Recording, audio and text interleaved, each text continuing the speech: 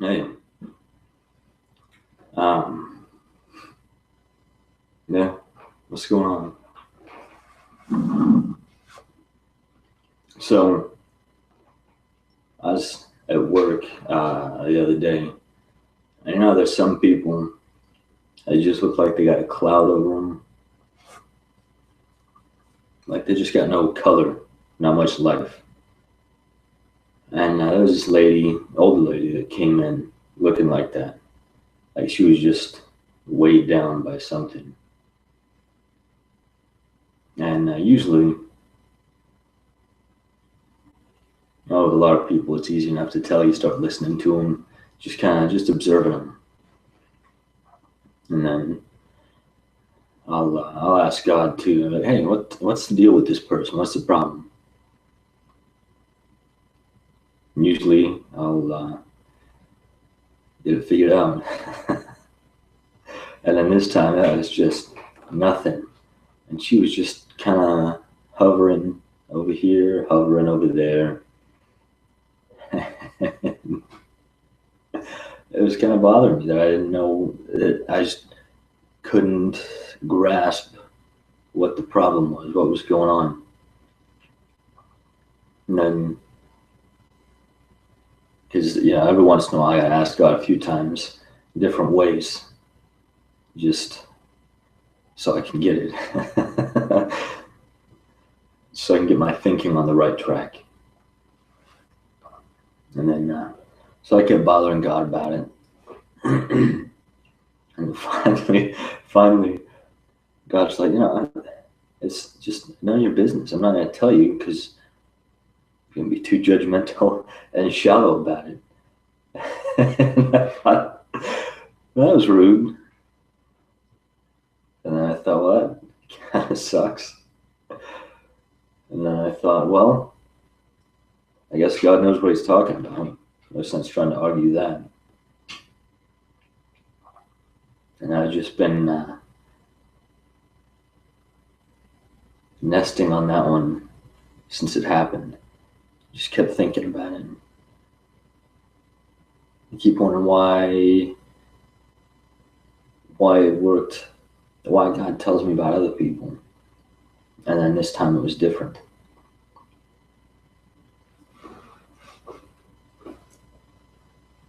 Still don't completely know. Still working on that. But it just kind of, it just got my mind down a path.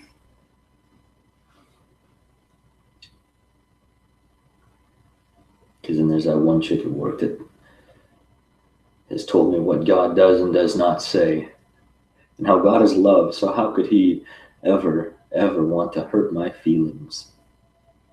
It's like, what? If there's something going on that's keeping you from God, your feelings are secondary. Get that straight. God's more concerned about getting things proper between you and him. And if that means you hurt your delicate little feelings, that's how it's going to be. I know all too well how that goes. Anyway. And, in different areas of the Bible, of the New Testament, Paul especially talks about being of the same mind. Everybody doing their part, in their place, doing their thing, fitly joined together at the head, which is Christ. I opted to take a nap instead of look up references, so we'll just call this a scavenger hunt.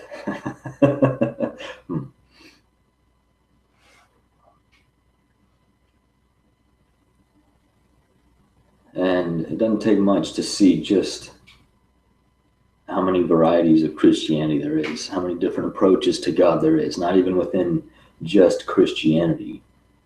So what is it that would make Christianity any different? Anybody can be like, well, God's on our side. Duh. Prove it. I can't. You just have to have faith. Okay. Did Jesus have faith? Well, yeah. What kind of life did he live?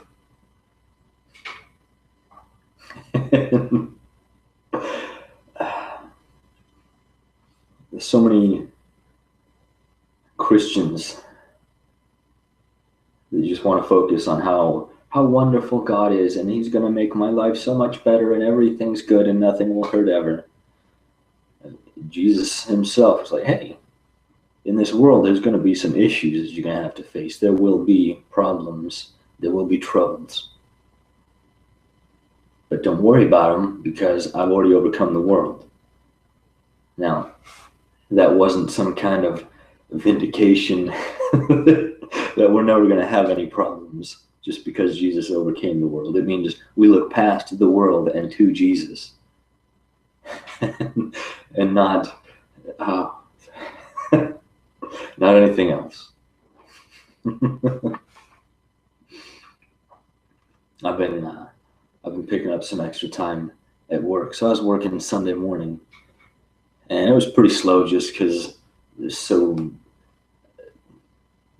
densely populated with churches and just the religious people. I'm not saying that as a derogatory description, just they're religious, spiritual, whatever.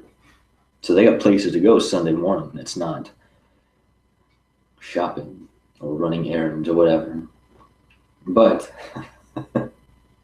that's some of the nicest people that came into where I was working. And then you could tell when church started letting out. Because the old ladies with their overdose of perfume and attitudes from all of these people, they can go back to being jerks because they got their conscience purged.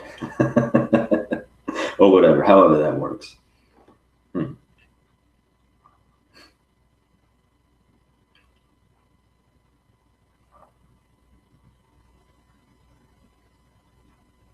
When Paul talks about being joined together at the head, how many times do we hear about working with God on his terms and not ours? We say, well, I'm praying about it. Okay. Pretty sure God's already got an answer for you. The problem is you being able to hear it. Sometimes that comes through research, through expanding your horizon. Somebody at work is praying about trying for a promotion in a different area. And so I've been talking to him about it, and they're like, well, I'm still praying. I'm going to go over and I'm just going to try and feel it out first and see if it's even something I want to do. But I'm still praying about it. All right. That's all I can do. No sense trying to smack sense into somebody. It ain't going to do any good. So just patience on that end. But as soon as God set me straight about why he wasn't going to tell me, why there was this cloud of depression and negativity over this one lady, and you know that awful gut check where it just hurts so deep inside. You're like, oh, what have I done? That's the way God explained that to me was that's just my own pride getting exposed. And then just me seeing how far down it really goes and just regretting it. And not even pride about dealing with how much better I think I am than everybody else. Not even that. That's shallow pride. That's elementary pride. The kind he's been working with me on is just, hey, son, you give people more thought than you give me. I tell you to do something, and you got to consider people's reactions. You got to consider the whole gamut of possibilities, of variances. That is not putting God first. And see how Jesus did it. Just absolute, almost reckless disregard for his own self and for society's perception of him. And then Okay, so we can say Jesus walked in God's love, right? And enough of us have probably heard that John walked in enough love for Jesus to trust his own mom to this guy. So there was that. And then in the Gospel of John, John is saying, well, Judas was a thief. He'd take the money box. You call somebody a thief anymore and you're not walking in love. Shut up. And you read these exchanges between Jesus and the Pharisees and Sadducees and lawyers and scribes and all that. And he just lights into them. Say, hey, you are of your own father, the devil. You call somebody that. You say that to somebody in church. You're looking for a fight.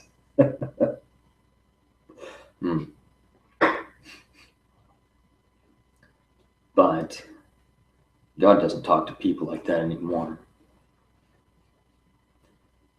Listen to some people, they put more priority on feelings than truth. Why listen to them? Just because it makes you feel better about yourself and keeps you apart from God, the one who's supposed to be empowering you to live a stronger life, to overcome all this stuff. You're wasting your time. Why don't we just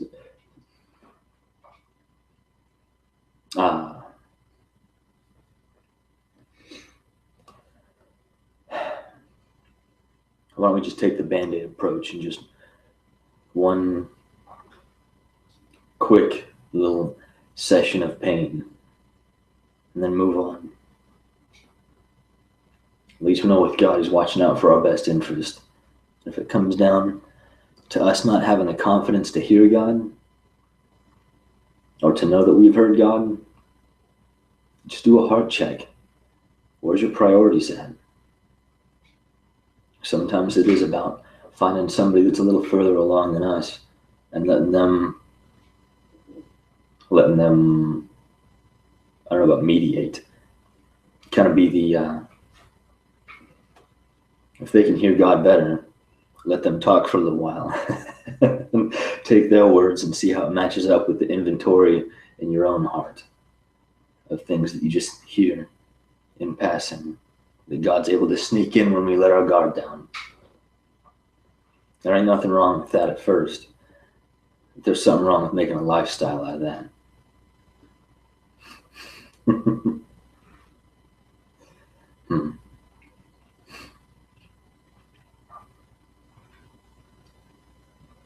Anyway, if Christians agree that God is the embodiment of truth, then why is there so many different kinds of Christianity? Seems like a valid question. Because people started getting selfish and juvenile and insecure and interpreting it themselves. It's easier to just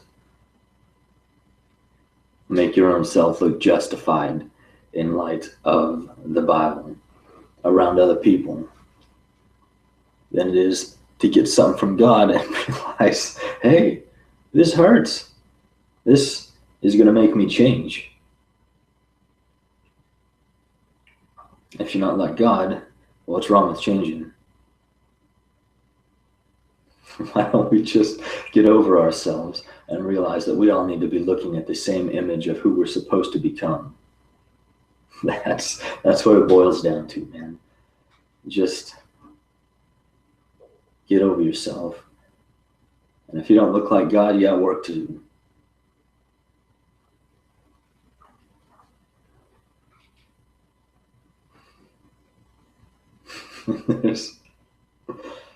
There's people I know that just take the evident path to ministry. You know what I'm saying? It's almost got nothing to do with God except as an afterthought. They're spending more time looking at their trainer like it's some kind of circus than they are at God. Tell where people's priorities are. Just watch them. Just let them talk. Of course, I'm not one to talk, because it's like prayer and time with God has been more of an afterthought lately on my part. Because like I said, I've been working a little extra, and then I've been wanting to get in more shape, in better shape. So I've been taking this one of the dogs we got, a Rhodesian Ridgeback mix. They're this kind of breed that trains for marathons. So I take him running, and his trot is still faster than my jog. But we got some fields behind our house. I just take him out there and let him off the leash and just go sprinting, and then he's just not even breaking a sweat keeping up with me. I'm just sucking wind, dying over there, just about to fall over. Can't tell if my lungs are going to burst or collapse. Anyway, so I've been spending some time doing that too, and then just running from my own stuff. And there's grace for that for a while. So we can, there's grace for that while we learn to stand on our own feet with this issue, that issue. God's got us covered for a while. But it's not supposed to become a lifestyle. God expects me to grow up just as much as anybody else, and not to keep coming to him for another fix just so I can write him off until I need another fix. And it's just bizarre how self-centered so many people's perspective is of God. It's like, do you forget whose terms you're on here? I mean, there's so many rules people put in place in the name of God that really just don't have that much to do with God, just about social acceptance. It's like, well, did you know God cares more about how you treat and talk to and think about the people you work with than if you say a swear in the car on the drive home?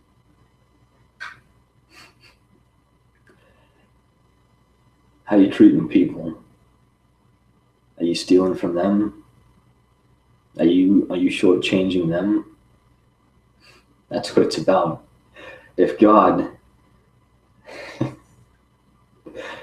your accountant, what's it matter if you help them get by for a month? If you buy them some food? What's it matter if you use your money to get their attention?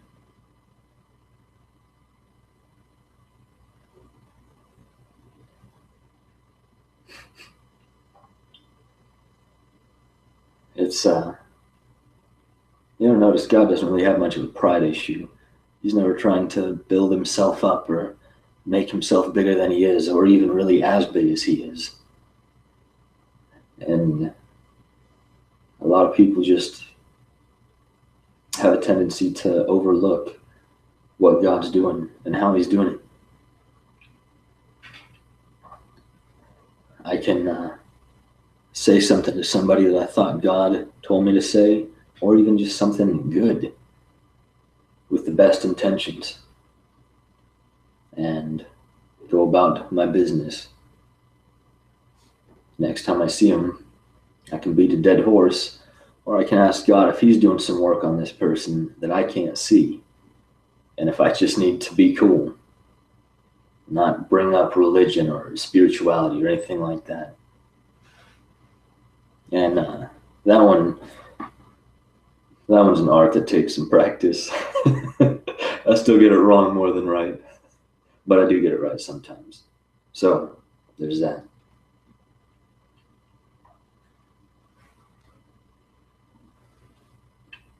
And there's people that so had some bills come up unexpectedly, big ones. So it's like, well, crap. I got the money for it, but I was going to do something cool with it, like remodel a bathroom.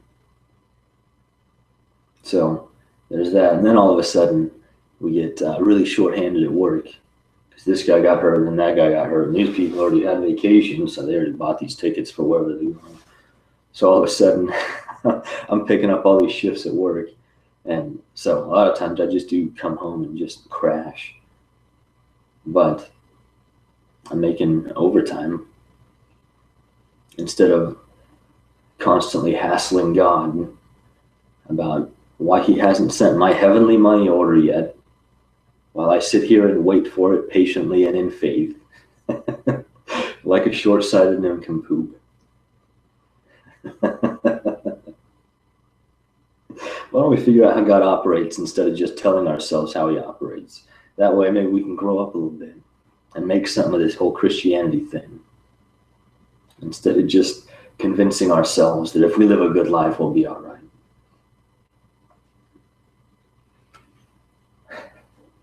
Just to learn how to hear God, man, do a heart check and see where your priorities are. Ask God if there's something you need to straighten out. I can't tell you how many church friends I've got that just think it's okay to torrent movies and live sports, stuff like that, and then go and teach others the oracles of God. So, dude, that is just as much theft as, well, as taking something off a shelf at a grocery store. How do you convince yourself that what you're doing is not wrong? How do you live that kind of life? And how do you justify having a conscience? How do you call yourself a Christian when you live like that?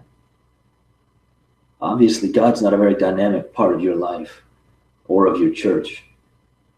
If you can get away with that kind of thinking, that kind of approach to life, shame on you. Anyway, making all kinds of friends.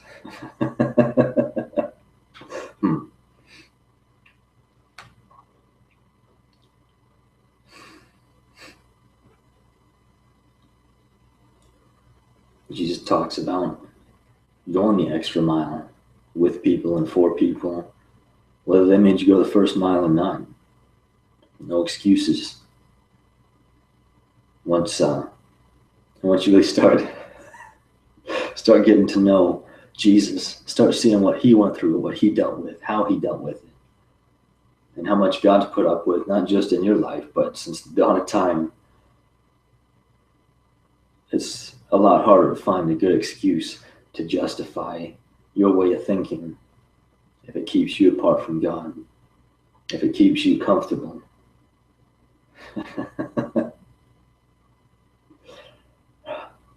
You know, for a while I tried to say all this stuff nicely. It just felt awkward. So decided may as well just light it up.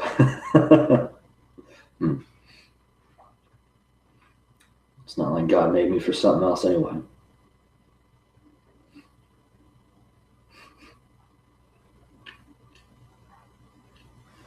All this to say, God's not going to watch from the sidelines as he just, well, God's not going to give you a to-do list and then watch you choke on it. Let's say it that way. It's going to be a collaboration. God's going to be as in on it as much as you are, but not more. But keep in mind, just even for me personally, there's been so many times where I didn't know what to do, or I wasn't sure enough about what to do, but I knew my heart was in it, and I knew I could trust that, even if it meant sitting on something, on a decision for a month or 2 months or 3 months or more. And God was able to take that and work with it. But if I'm just one of those morons that's just sitting around waiting on God to move and then calling it faith just because I'm not doing anything else, I don't deserve much from him. Man, I'm enjoying it.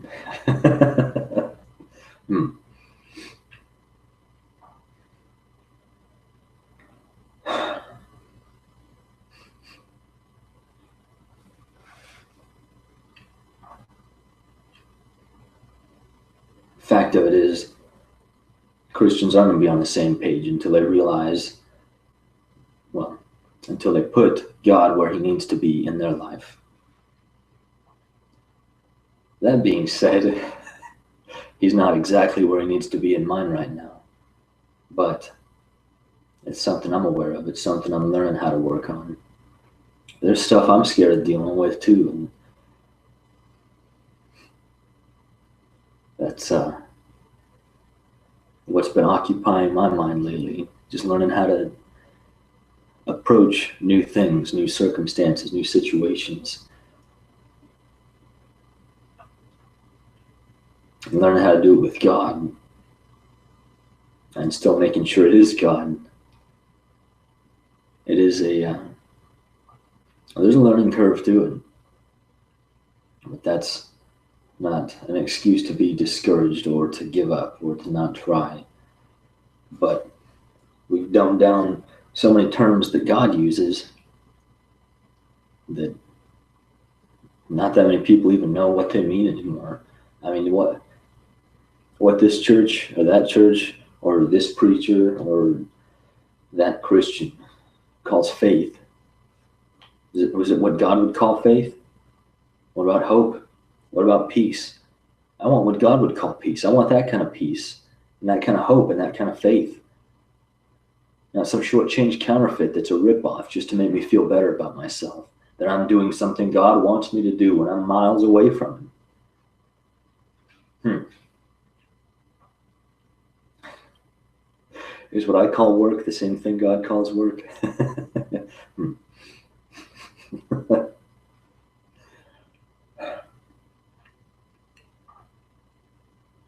The Bible talks about unity. Churches talk about unity and community and blah, blah, blah.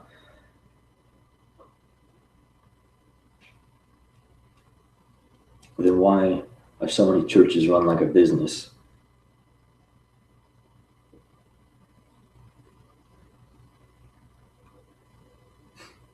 God's not worried about that. God likes taking things and turning them on their head.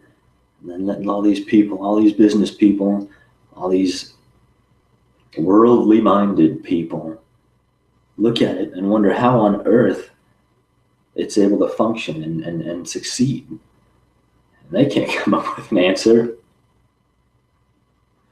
It's going to be God. But we got this thing about putting ourselves on that path. Because it means getting uncomfortable and facing ourselves.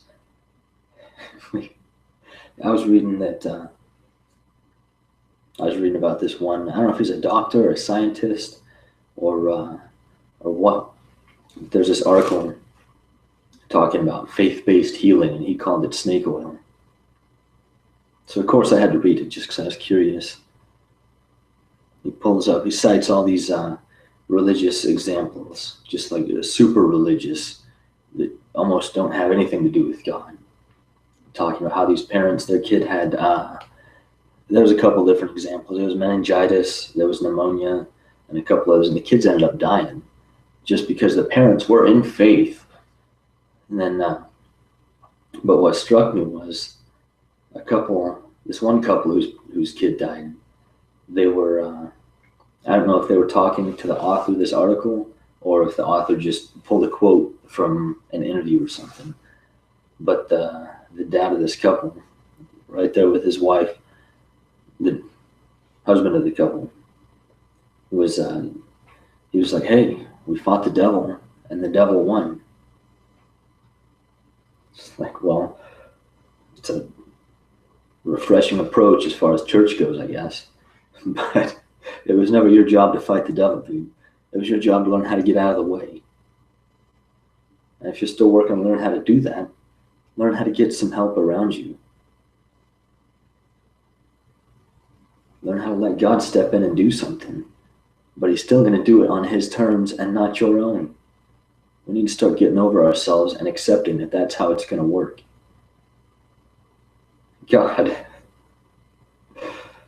God's not the one on a leash here.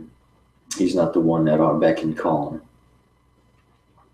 There's been so many times I've asked him for, even just for information, for clarity, and he just won't say a thing. Won't say a thing. So I'll choke through it, struggle through it, do my best, and I'll get back to God once I get my footing back, get my balance, hit my stride. He's like, so what happened, God? God's like, hey, I am in the business of talking to your pride, and I'm not your pride's slave. You need to get that straight when we talk. Oh, my bad, God. I'm working on it. You'll find, man, a soft heart, teachable heart. You get so much farther with God. Because you might be acting in pride, but it's just because that's all you know. That's what has become the lifestyle. That's where I've been at for years and years and years. And God's warned me about getting too staunch, too firm on a lot of things, just because that's going to be what really makes God more staunch and more firm in dealing with me. And even then, a lot of times it's still my choice to be dealt with by God. I can run, and I can run, and I can run, and I can run. It don't matter if I evade God my entire life. At the end of my life, there ain't going to be no more place to hide. What do we tell him then? When we can't put our walls up and pretend we didn't hear anything, when we can't plug our ears or cover our eyes, all we can do is just see how far short we fell. Why would we want that? I don't. There's still times where God tells me, hey, you keep this up, that's how it's going to end up. So you need to readjust and fix your approach to this. And that has been a bigger motivation than I know how to explain. But every single one of us needs to realize that we're working on God's terms if we want God to work with us. God's already set the terms, and he's like, hey, I'm going to help you out with it too. But I ain't going to do it your way.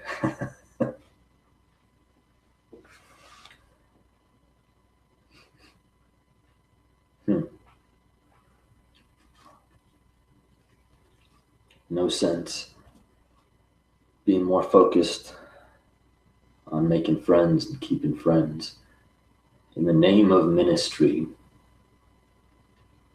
when it's really just networking in case you need something.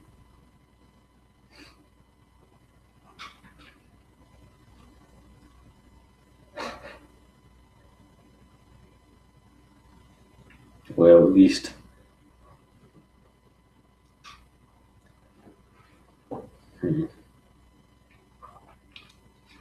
we'll at least afford ourselves the right to be honest with ourselves, no matter what. Of course, it's going to be uncomfortable, especially if God's taken a microscope to our own selves, to our soul, to our heart, to our motivations, to our priorities, to our desires. Of course, we're going to have a self-esteem problem when God starts doing that. But then all of a sudden, God puts his arm around your shoulder like, hey, yeah, it's still pretty ugly in there, but you stick with me, man. We got this. There's nothing to feel that bad about. I mean, other people have it so much worse, and you've got me. What do you have to feel down about? Yeah, there's times for grief. There's times for pain. But it's not a lifestyle. It's never going to be.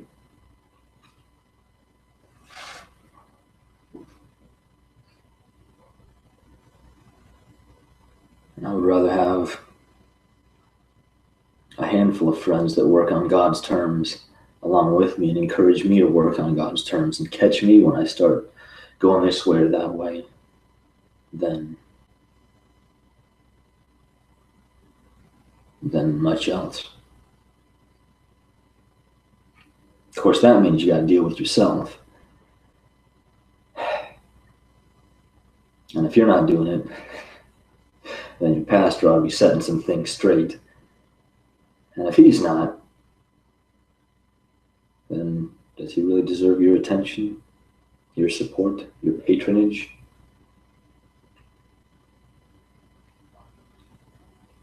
If we call ourselves Christians, why don't we want truth? Why don't we be more hungry for truth above all else, no matter what? We can say we are. Does our lifestyle reflect that? Do our choices reflect that? The things that God tells us in our quiet time that go contrary to what we were taught, that go contrary to our comfort zone, how do we react to those? That's the telltale of our lives, of where our heart is, where our priorities are.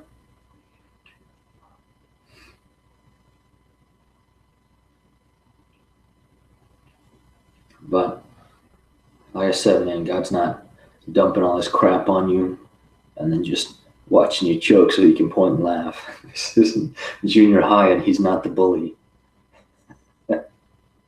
That's usually the role that a lot of church people assume.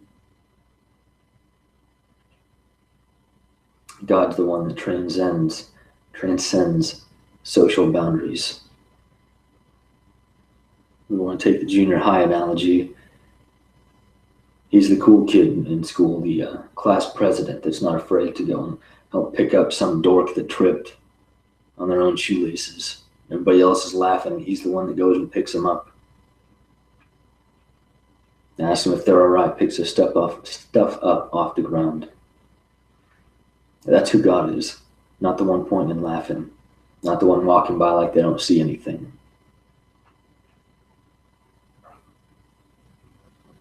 Anyway.